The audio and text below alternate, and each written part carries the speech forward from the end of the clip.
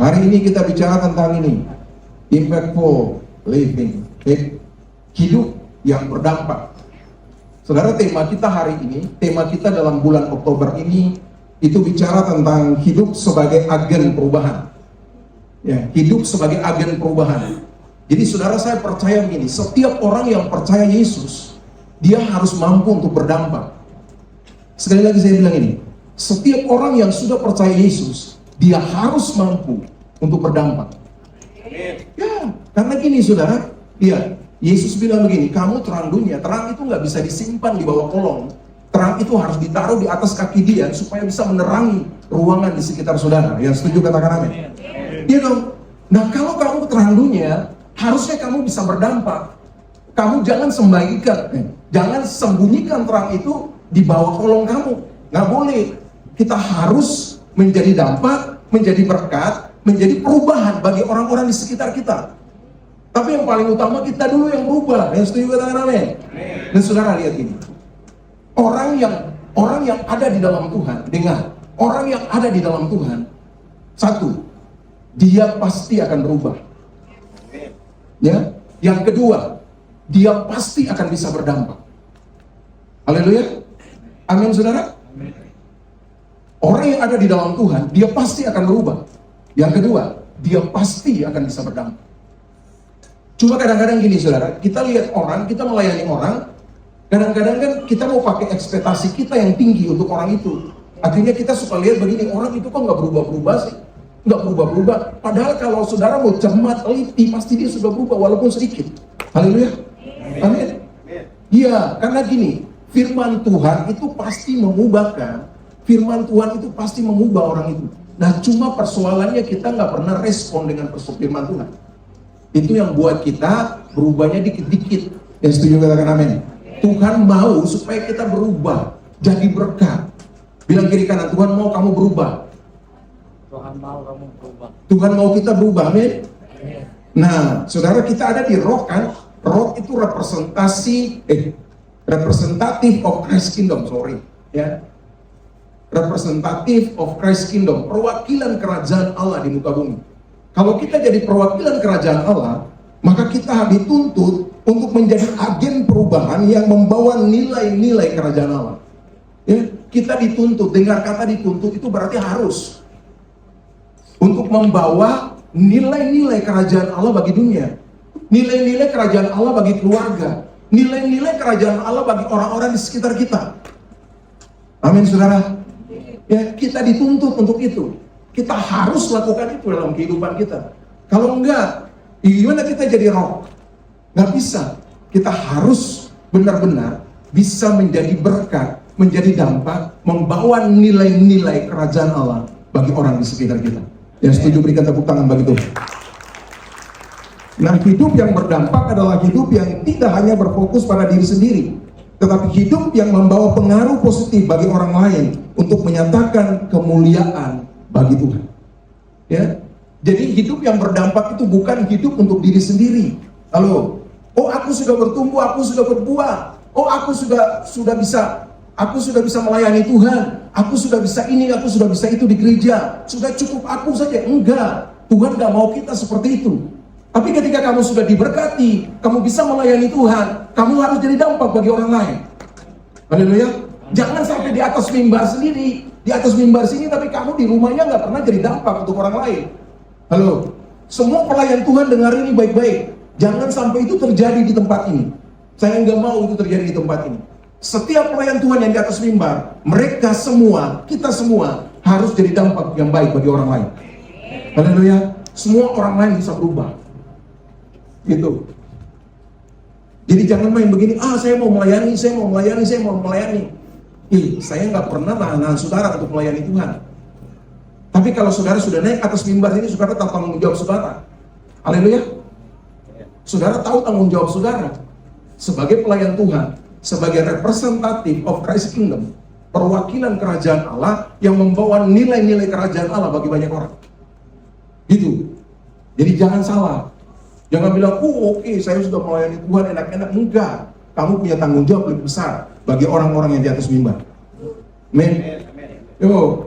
Jadi kalau naik di atas mimbar itu sudah harus tahu bahwa dia punya tanggung jawab yang besar untuk jadi berkat juga bagi banyak orang. Ya, jangan enak-enak aja. Oh, gua dilihat di atas mimbar, apalagi di mimbarnya tinggi begini lagi, semua orang lihat, dunia lihat kita. Ya, nah kita harus memberikan yang terbaik dalam kehidupan kita bagi orang banyak. Amin. Ya, oke, supaya waktunya. Kok nggak jalanin? 2 Korintus pasal 3 ayat 2-3 bilang gini, kamu adalah surat pujian kami yang tertulis dalam hati kami dan dikenal dan dapat dibaca oleh semua orang. Jadi ketika kamu tahu gini, ketika kamu baca firman, ketika kamu melakukan firman, orang lain harus baca itu dari hidup kamu. Amin. Orang lain harus baca itu dari hidup kamu, karena kamu surat Kristus yang terbuka, yang bisa dibaca oleh semua orang. Karena telah ternyata bahwa kamu adalah surat Kristus yang ditulis oleh pelayanan kami, ditulis bukan dengan tinta, tetapi roh dari Allah yang hidup, bukan pada loh-loh batu, melainkan pada loh-loh daging, yaitu dalam hati manusia. Ya, setuju dengan firman ini, katakan amin. Ya, mari saudara, kita jadi surat Kristus yang terbuka. Amin. Karena firman itu datang ke hati kita. Nah, di hati itu tempat untuk kita gini. Ketika firman itu mengubahkan hati kita, maka semua hidup kita itu akan berubah. Maka gini, berikan kesempatan untuk Tuhan mengubah hatimu dengan firman-Nya. Ya, berikan kesempatan bagi Tuhan untuk mengubah hatimu dengan firman. Karena banyak kali orang baca firman tapi tidak pernah berubah. Kenapa? Karena dia tidak kasih kesempatan, dia tidak buka hatinya untuk Tuhan bekerja di situ melalui firman-Nya. Kamu ketika buka hatimu, firman bekerja, kamu dahsyat, kamu luar biasa. Amin. Kok nggak ada amin? Amin. Haleluya. Jadi itu penting bagi kita, saudara. Makanya baca firman setiap hari, renungkan, lakukan dalam kehidupan kita. Maka dengar, perubahan hidupmu akan terlihat oleh banyak orang, dan mereka akan datang kepada Kristus. Haleluya. Amin, saudara. Nah, mari kita bahas sama-sama. Yang pertama, supaya waktunya cepat. Yang pertama, karena selesai ini ada praktek untuk start. Jadi yang start itu, ini bosnya udah datang. Bosnya sudah hadir. Selesai ini, kita praktek start. Haleluya. Cianjur aja ya. Cipanas nanti di Cipanas, Sukabumi nanti di Sukabumi. Ya. Jadi yang start silakan tunggu.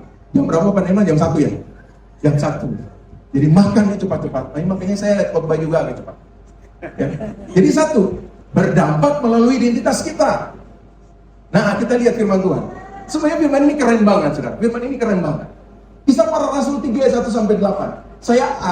Saya agak banyak ya ayatnya supaya kita mengerti.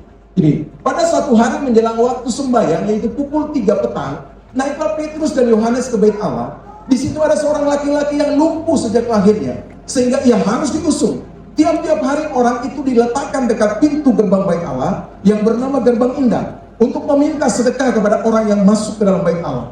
Ketika orang itu melihat bahwa Petrus dan Yohanes hendak masuk bait Allah, ia meminta sedekah. Mereka menatap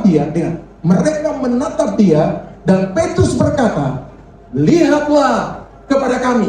Ngapain lihat kepadamu? Halo?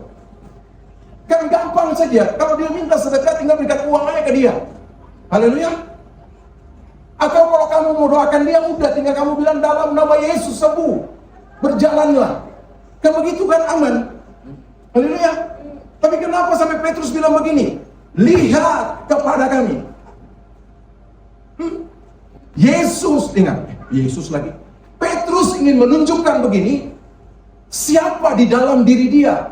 Makanya dia menunjuk kepada diri, lihat kami. Lihat siapa kami. Siapa yang ada di dalam diriku hari ini. Nah, nanti kita baca, kita akan lihat ini, saudara. Hari ini kamu lihat gini.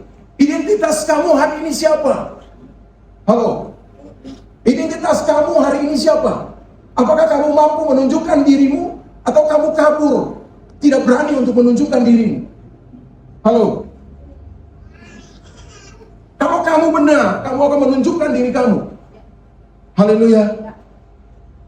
Lihatlah kepada kami. Nah, kita lihat ayat selanjutnya. Dia bilang gini, Lalu orang itu menatap mereka dengan harapan akan mendapatkan sesuatu dari mereka.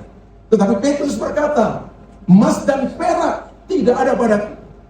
Coba lihat, dia bilang gini, dia ingin minta sedekah, kepingin minta uang, kepingin minta apa ya tadi Petrus bilang, emas atau perak yang ada udah dikasih dia ke dia, karena memang dia orang minta-minta di situ. Tapi dia bilang gini, emas dan perak tidak ada padaku. Saya percaya muka orang lumpuh itu pasti berubah, ya, karena dia sudah pastikan ini, pasti gue dapat, ya, pasti gue dapat banyak ini, karena dia bilang lihat padaku.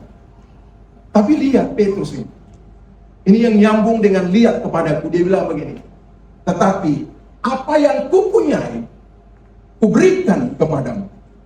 Dengan apa yang dia punya, apa yang Petrus punya, ya? Ketika ditunjuk kepada diri dia, apa yang dia punya?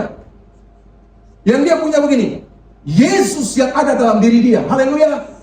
Dia tidak menunjukkan begini, lihat Petrus, lihat Petrus yang berkhotbah 3.000 orang bertobat. Enggak, dia enggak bilang itu. Tapi dia bilang begini, lihat aku, Yesus yang ada dalam diriku. Demi nama Yesus, demi nama Yesus Kristus, orang Nazaret itu berjalanlah. Wow, sekarang lihat. Ketika identitasmu benar, dengar, ketika identitasmu benar, maka dengar, orang di sekitarmu juga akan hidup benar. Yang setuju katakan amin. Kamu akan mempengaruhi banyak orang di sekitarmu. Maka kamu akan jadi berkat bagi orang di sekitarmu. Hari ini orang-orang Kristen gak jelas identitasnya, ya? Orang kadang bilang, siapa aku? Aku orang yang gak berharga. Alkitab bilang kamu berharga. Yang setuju katakan amin. Alkitab bilang kamu mulia. Yang setuju katakan amin. Alkitab bilang kamu sudah diberkati. Yang setuju katakan amin. Dan Alkitab bilang gini, kamu ahli waris kerajaan Allah. Wow, itu identitas kamu. Yang setuju katakan amin. Kamu identitasnya, kamu itu ahli waris kerajaan Allah, bahwa semua yang Tuhan punya itu ada di dalam hidup kamu. Makanya Petrus bilang begini, lihat kepadaku, lihat identitas yang kau punya, Yesus Kristus, berjalanlah. Amin. Ketika identitasmu benar, engkau bisa mengubahkan apapun. Dengar baik-baik, engkau bisa menyembuhkan orang sakit, engkau akan memberikan kekuatan bagi orang, bahkan engkau memberikan jalan keluar bagi masalah setiap orang. Yang setuju katakan amin. Tapi kalau kamu berpikir identitasmu itu orang yang gue gak berharga, kalau kamu dan saya gak berharga, Yesus gak bakalan datang ke dalam dunia ini. Tapi karena kamu dan saya berharga, dia datang untuk menebus dosa kita. Yang setuju katakan amin. Senyum kiri kanan, bilang kamu berharga. Tuh. Nah terus senyum ya, kalau saya khotbah terus senyum ya. Jangan mukanya begitu, jadi nggak enak saya. Jadi kayak nuduh saya gitu. Ya. Saudara lihat, itu yang terjadi. Ketika identitasmu benar, kamu berani menunjukkan siapa dirimu di dalam Tuhan. Ingat, Tuhan kamu bisa jadi berkat, kamu bisa jadi dampak, kamu bisa mengubahkan orang di sekitarmu.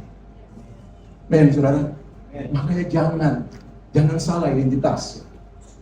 Saudara harus tahu, jangan lihat yang lain, kamu harus lihat kepada dirimu sendiri dengan Tuhan. Karena Tuhan sudah memberikan yang terbaik dalam hidupmu. Karena kamu berharga, makanya didatang dia mati. Kalau kamu nggak berharga, udah binasa gitu. Cuma karena kita berharga, makanya Tuhan berikan kesempatan bagi kita.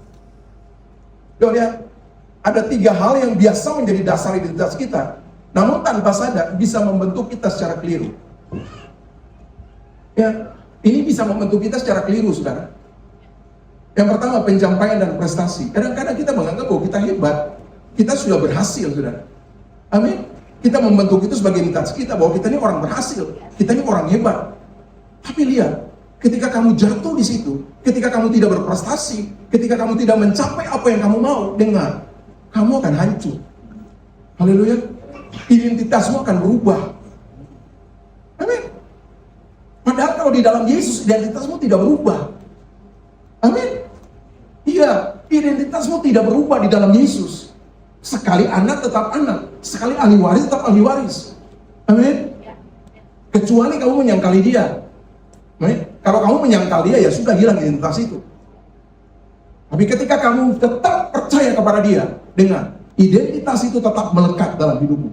Kamu anak Tuhan, kamu ahli waris kerajaan Allah, kamu berharga, kamu mulia, kamu sudah diberkati. Berikan tepuk tangan bagi dia. Ya. Jangan dibangun juga apa kata orang. Ya. Oh tuh, Bro Erik keren. Nah itu kan. Tapi ketika dibuat sesuatu yang salah, orang lain akan bilang, apaan itu? Nah, kita jadi masalah sekarang. Ya. Kita jadi persoalan dengan itu. Makanya nggak boleh pakai apa kata orang sebagai dasar identitas kita. Nggak boleh. Apalagi pikiran, perasaan dan pikiran kita. Nah, di dalam kekristenan itu nggak pernah main-main perasaan. Nggak pernah main-main rasa, nggak ada. Nggak ada.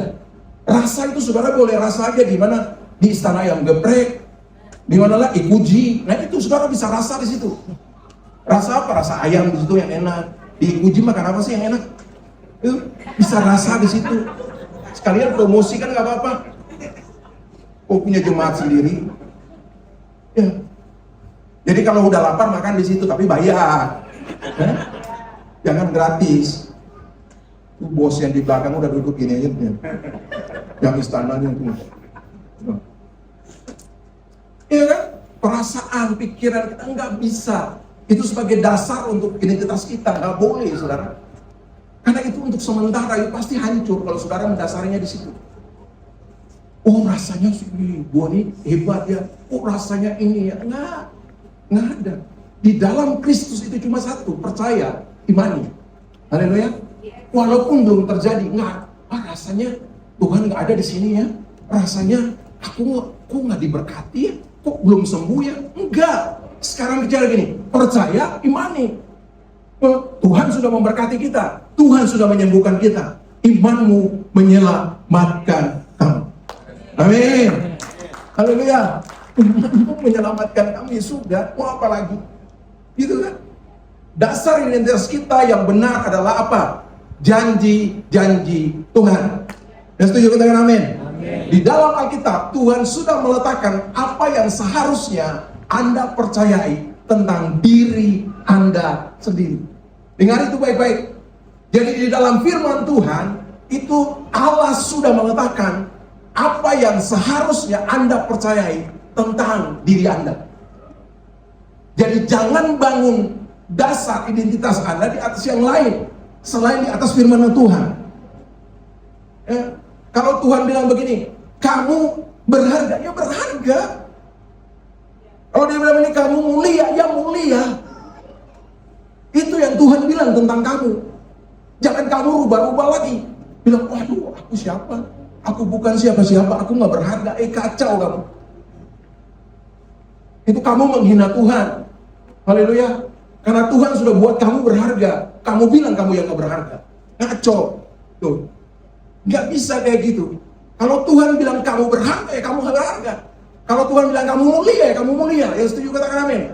Kalau kamu dibilang oleh Tuhan bahwa kamu itu ahli waris, ya kamu ahli waris. Apalagi yang kita mau? Semuanya sudah ditentukan oleh Tuhan bagi kita. Haleluya, amin. Yes. Yang kedua, berdampak melalui kesatuan hati. Nah ini keren juga saudara. Makanya butuh kesatuan hati di antara kita semua.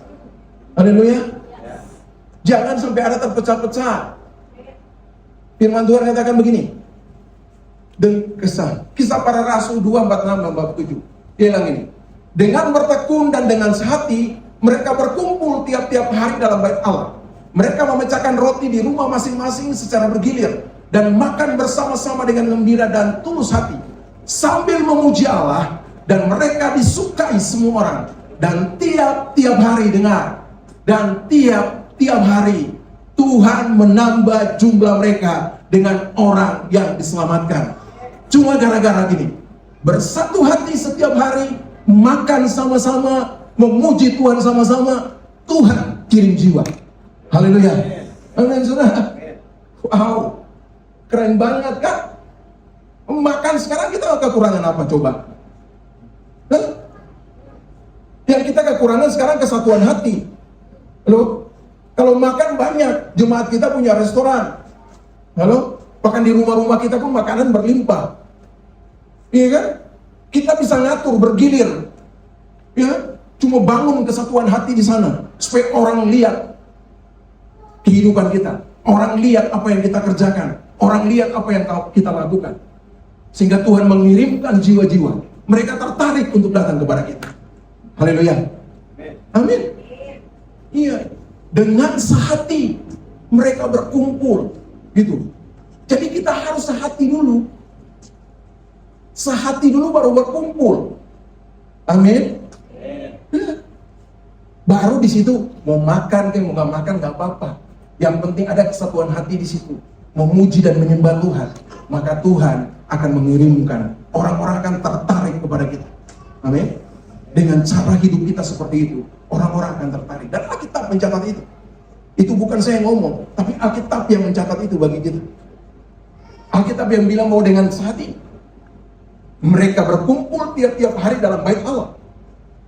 Jadi ketika kita ada di sini harusnya kita sehati. Amin. Berkaca dari Kisah Para Rasul pasal 2 ini ayat 46-47, harusnya kita sehati di tempat ini untuk memuliakan Tuhan, meninggikan Tuhan. Karena kesehatian itu powerful. Haleluya. Bisa menarik banyak orang. Nanti kita lihat sekarang apa yang terjadi dengan kesatuan hati, dengan kesetiaan hati. Coba kita lihat, lanjut begini. Kesatuan hati adalah sesuatu yang dapat menggerakkan hati Tuhan untuk bergerak menolong dan memberkati kita. Sebab kesatuan hati memiliki nilai istimewa di dalam penilaian Tuhan. Yang setuju katakan amin. Kenapa nilai istimewa? Coba lihat. Kenapa sampai nilai istimewa? Ada dasar firman-Nya. Jangan sampai kita bilang begini, mana dasar firman-Nya Pak? Kalau itu istimewa, kesatuan hati itu istimewa. Kita lihat, Matius 18 ayat 19, dia bilang begini, kalau ada 2-3 orang berkumpul dalam namaku, di situ dia ada. Yang setuju katakan amin. Ya. Nah, itu berarti satu hal yang ketika kamu berkumpul 2-3 orang saja, Tuhan hadir. Apalagi sudah banyak ini, pasti Tuhan hadir. Yang setuju katakan amin. Jadi hari ini Tuhan hadir bersama-sama dengan kita. Ya, dengar, kalau Tuhan hadir, pasti Dia akan melakukan perkara-perkara besar dalam hidupmu. Dia nggak mungkin hadir begitu saja, tapi Dia hadir untuk melakukan perkara-perkara besar dalam kehidupan. Kan kita tinggal percaya aja. Kita tinggal melakukan kebenarannya saja. Itu dia bilang. Jadi itu yang istimewa bagi Tuhan. Jadi kesatuan hati itu memiliki nilai istimewa di dalam penilaian Tuhan.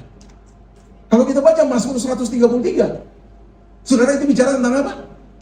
Ada yang hafal?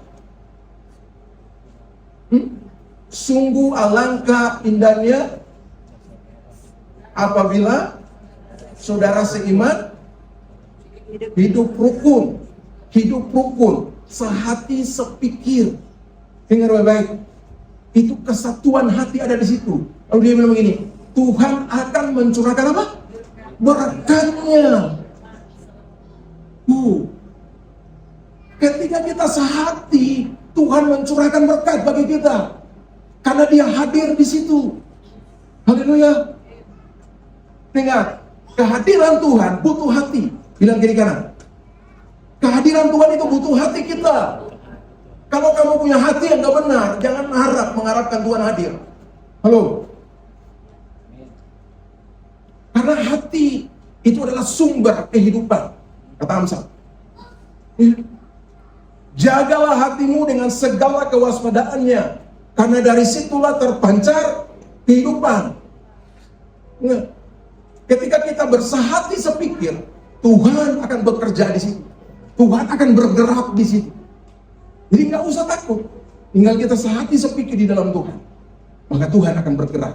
Tuhan akan bekerja di situ. Bahkan Dia akan menarik banyak orang. Orang-orang akan tertarik untuk datang kepada Tuhan melalui hidup kita. Amin. Yes. Ya. Nah, terakhir, cepat kan? Ini ya? Cepat kan? Karena bos starnya ada di sini, makanya cepat. Karena mau praktek. Enggak. Kalau walaupun bos Pak Nirman nggak ada juga pasti cepat. Sekarang sudah harus cepat. Haleluya. tapi seksama. Yang ketiga, terakhir, berdampak melalui kesaksian hidup yang diubahkan. Ya, berdampak melalui kesaksian hidup yang diubahkan. Firman Tuhan. Nah, ini sudah sering kita baca. Yohanes 4:39-42. Dan banyak orang Samaria dari kota itu telah menjadi percaya kepadanya karena perkataan perempuan itu. Ya, yang bersaksi, ia mengatakan kepadaku segala sesuatu yang telah kuperbuat. Ketika orang-orang Samaria itu sampai kepada Yesus, mereka meminta kepadanya supaya ia tinggal pada mereka. Dan ia pun tinggal di situ 2 hari lamanya. Dan lebih banyak lagi orang yang menjadi percaya karena perkataan. Dengar, dan lebih banyak lagi orang yang percaya karena perkataannya.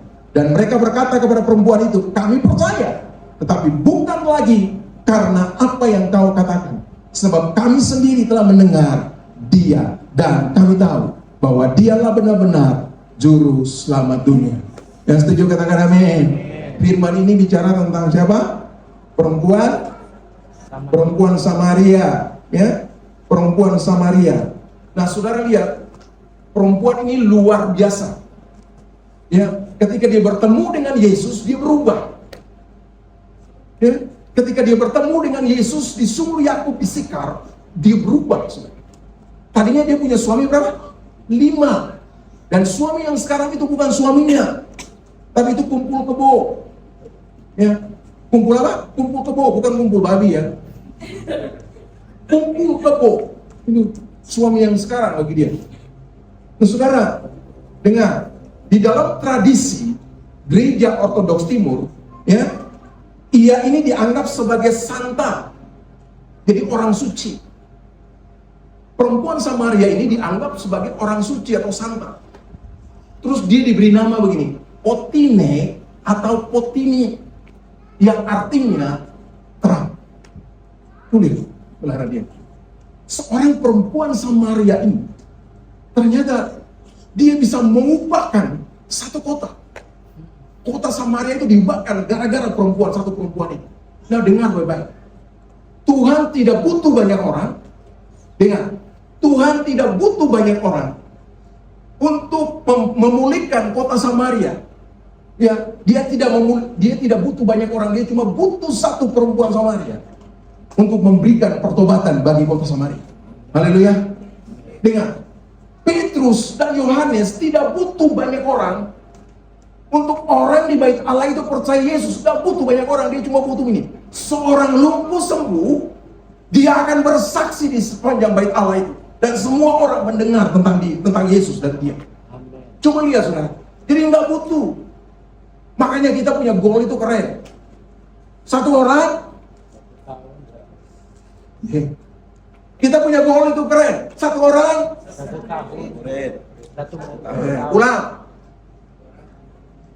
Jadi malu aku di depan Pak Nelmar nanti. Ya, dengar. Ulang. Satu orang. Ya, itu benar. Berikan tepuk tangan. Pak Nelmar yang dulu. Pak Nelmar udah benar ya. Satu orang, satu murid, 1 tahun. Nggak perlu banyak orang. Tapi dari satu orang itu bisa banyak orang yang terlibat. Yang setuju katakan amin. Bisa banyak orang yang dimulihkan. Dan orang-orang itu juga pasti memulihkan yang banyak. Haleluya. Jadi mulai dari satu orang, satu murid, 1 tahun. Ketika saya dengar itu berapa tahun yang lalu dari Pak Franky, saya bilang, ngapain sih Om bilang 1 orang? 1 orang aja ngapain bisa berubah gimana? Ternyata ketika saya baca firman ini, saya baca tentang Petrus dan Yohanes, saya baca tentang orang-orang dan perempuan Samaria itu, ternyata Tuhan nggak butuh banyak orang. Tapi Tuhan butuh 1 orang yang punya hati. Haleluya. Tuhan butuh 1 orang yang sungguh-sungguh di dalam dia. Itu bisa mengubah 1 kota. Yang setuju katakan amin. Yang setuju katakan amin. Itu bisa membuat 1 kota itu bertobat. Nah, kita di Cianjur ini sudah berapa? Sudah ratusan loh. Masa kita nggak bisa ngubah? Masa kita nggak bisa bertobat kan? Haleluya. Amin. Nggak berani ya? Nggak berani ya? Kok abang ada di sini tuh? Pakarnya. Ya, nggak berani. Kita harus berani. Ada kuasa Roh Kudus yang ada dalam kehidupan kita. Haleluya. Nah, kita harus berani lakukan itu. Saudara, kalau baca Yohanes pasal 4 ini ya, tentang perempuan Samaria, kita dapat banyak hal, saudara, di situ. Saudara akan dapat banyak hal di situ. Tentang etika, tentang segala macam, tentang berkat, tentang apa lagi. Yesus bisa mengubah segala-galanya gitu. Yang tadi orang berpikir kayak begini, orang sudah taruh seperti ini, Yesus bisa mengubah semuanya. Ketika perempuan Samaria itu Yesus minta air dari perempuan Samaria itu satu pelanggaran loh bagi orang Yahudi. Dengar baik, itu satu pelanggaran loh bagi orang Yahudi. Kenapa? Karena orang Yahudi tidak bergaul dengan orang Samaria. Tapi Yesus tidak bisa lihat itu. Yesus tidak melakukan itu. Amin. Dia merubah itu. Semua orang di mata dia itu sama. Ya, setuju, katakan amin. Semua orang di mata dia itu sama, mau Samaria ke, mau Yahudi ke, mau Yunani ke, mau apa, mau orang Cianjur ke, mau orang Cipanas, semua di mata Tuhan itu sama. Haleluya, amin. Iya, makanya kita perlu contoh dari perempuan Samaria. Haleluya. Walaupun dulu dia orang nggak benar, tapi ketika dia berjumpa dengan Yesus, dia berubah 100%. Dan ketika dia berubah, dia nggak diam.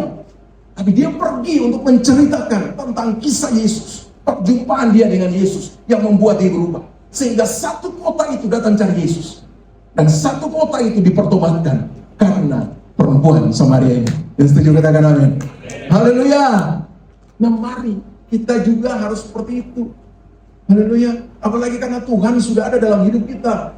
Kuasanya sudah nyata dalam kehidupan kita. Harusnya kita mampu untuk melakukan itu. Amin. Kisah hidupmu yang diubahkan adalah hadiah terbaik yang bisa kamu bagikan sebagai kesaksian bagi orang lain. Sebab ada kuasa di dalam kesaksian kita. Yang setuju katakan amin. Yang setuju katakan amin. Gini, kisah hidupmu walaupun orang bilang itu kecil, nggak apa-apa. Dengar, ya, batu pilek, musuh kamu berdoa sembuh, terus kamu mau bersaksi tapi bilang, cuma batu pilek aja ngapain? Justru itu kan karena Tuhan, makanya kamu sembuh kan? Sampaikan itu karena kuasa kesaksian itu luar biasa. Nggak perlu kesaksian yang gede-gede, nggak perlu, saudara. Ya, kalau kesaksian yang gede juga nggak apa-apa. Tapi yang kecil pun bisa di mata Tuhan, bisa mengubahkan banyak orang. Yang setuju katakan amin. Nah, mari kisah hidupmu yang diubahkan bagikan bagi orang lain, supaya orang lain melihat Tuhan dalam kisah hidupmu dan mereka memuliakan Dia, mereka meninggikan Dia. Berikan tepuk tangan bagi Dia. Mari pemusik maju ke depan. Saudara, apakah kita semua di sini siap untuk berdampak? Apakah kita siap untuk jadi berkat bagi orang lain? Apakah kita siap untuk mentransformasi orang lain sehingga orang lain kembali datang kepada Tuhan? Itu perlu keputusan dari kita.